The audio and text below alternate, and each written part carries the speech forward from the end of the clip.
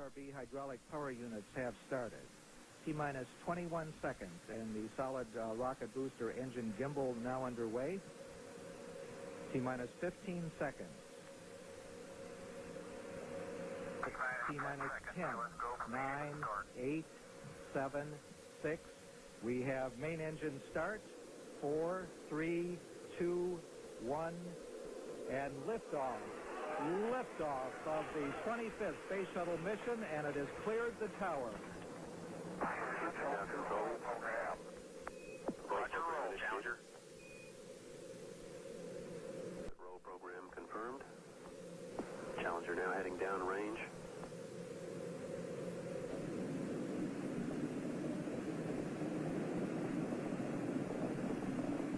Engines beginning throttling down now at 94%.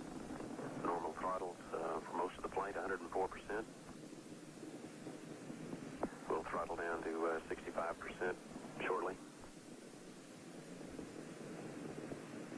Engines at 65%, 3 engines running normally, 3 good fuel cells, 3 good APUs. Velocity 2,257 feet per second. Altitude 4.3 nautical miles, downrange distance 3 nautical miles. So the 25th Space Shuttle mission is now on the way after more delays than NASA cares to count. This morning it looked as though they were not going to be able to get off. 1 minute 15 seconds. Velocity 2,900 feet per second. Altitude 9 nautical miles. Downrange distance 7 nautical miles.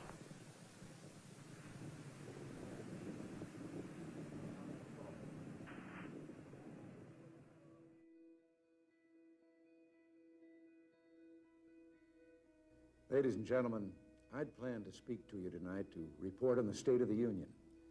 But the events of earlier today have led me to change those plans. Today is a day for mourning and remembering. Nancy and I are pained to the core by the tragedy of the Shuttle Challenger. We know we share this pain with all of the people of our country. This is truly a national loss.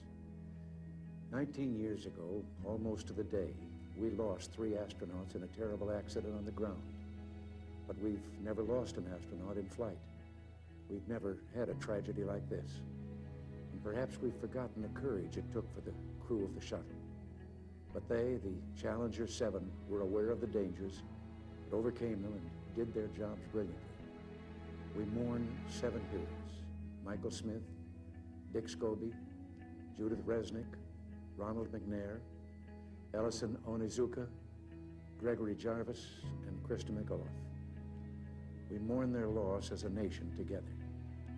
The families of the 7, we cannot bear, as you do, the full impact of this tragedy. But we feel the loss. We're thinking about you so very much. Your loved ones were daring and brave, and they had that special grace, that special spirit that says, give me a challenge, and I'll meet it with joy. They had a hunger to explore the universe and discover its truths. They wished to serve, and they did. They served all of us. We've grown used to wonders in this century. It's hard to dazzle us. But for 25 years, the United States space program has been doing just that. We've grown used to the idea of space, and perhaps we forget that we've only just begun. We're still pioneers. They, the members of the Challenger crew, were pioneers. And I want to say something to the school children of America who were watching the live coverage of the shuttle's takeoff. I know it's hard to understand, but sometimes painful things like this happen.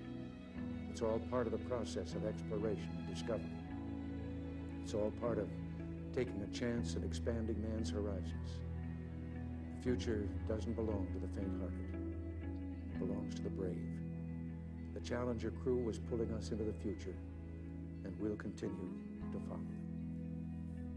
I've always had great faith in and respect for our space program, and what happened today does nothing to diminish it. We don't hide our space program. We don't keep secrets and cover things up. We do it all up front and in public. That's the way freedom is, and we wouldn't change it for a minute. We'll continue our quest in space. There will be more shuttle flights and more shuttle crews, and yes, more volunteers, more civilians, more teachers in space. Nothing ends here. our hopes and our journeys continue.